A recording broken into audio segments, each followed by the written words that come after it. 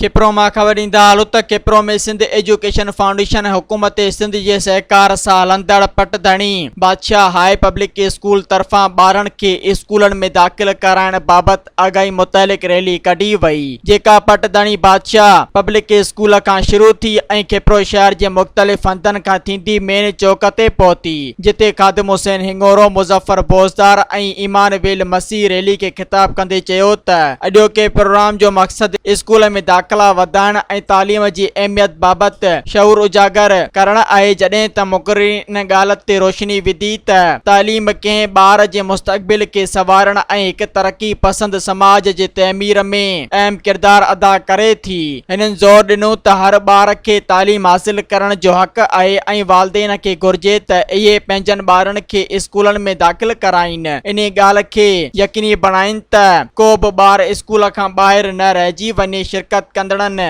जे तरफ़ां दाख़िला मुहिम जी हिमायत करण ऐं हिक पढ़ियल लिखियल ऐं रोशन मुस्तक़बिल लाइ गॾिजी कम करण ते ज़ोर भरियो ऐं यकीन दहियानी कराई त पंहिंजे इलाइक़नि में ॿारनि खे स्कूलनि में दाख़िल कराइण लाइ पंहिंजो किरदार अदा कंदा।